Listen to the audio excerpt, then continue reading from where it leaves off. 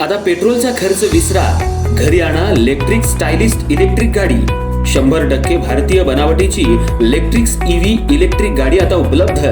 5 वर्षांची वॉरंटी, आकर्षक कलर्स आणि स्पोर्ट्स डिझाइन। एकदा चार्ज करा आणि 100 ते 140 किलोमीटर पर्यंत रेंज।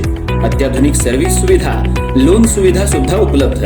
आजच भेट द्या साई मोटर्स, किसान चौक, इचलकरंजी। संपर्क 93 73 27 57 52 किंवा 0230 299 77 66। नो पेट्रोल नो टेन्शन, इलेक्ट्रिकचा स्मार्ट पर्याय।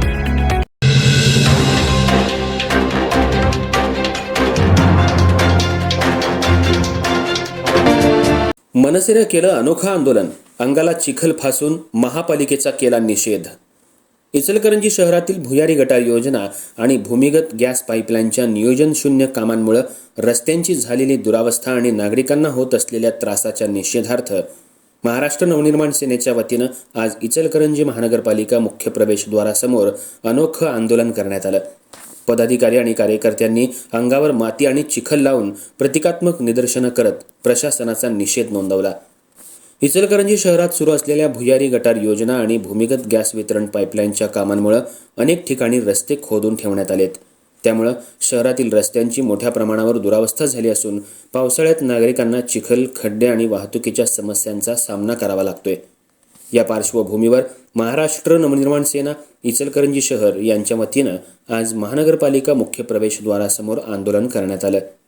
यावेळी मनसे पदाधिकारी आणि कार्यकर्त्यांनी अंगावर माती आणि चिखल लावून प्रतिकात्मक निदर्शनं केली।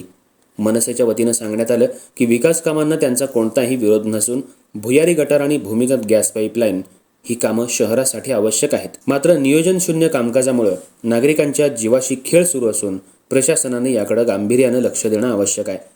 आंदोलनानंतर मनसेच्या शिष्टमंडळानं महापौरांना विविध मागण्यांचं निवेदन दिलं। यावेळी महापौरांनी निवेदन स्वीकारून शहरातील रस्त्यांची तातडीनं दुरुस्ती, कामांचं योग्य नियोजन आणि नागरिकांना होणारा त्रास कमी करण्यासाठी आवश्यक उपाययोजना करण्यात येतील असं आश्वासन दिलं। या आंदोलनात मनसेचे शहराध्यक्ष रवी गोंदकर, जिल्हा उपाध्यक्ष राजेंद्र निकम, जिल्हा सचिव प्रतापराव पाटील, तालुकाध्यक्ष वैभव भोसले, तालुकाध्यक्ष मनोहर जोशी यांच्यासह महाराष्ट्र नवनिर्माण सेनेचे अनेक पदाधिकारी, महिला पदाधिकारी आणि कार्यकर्ते मोठ्या संख्येनं सहभागी झाले।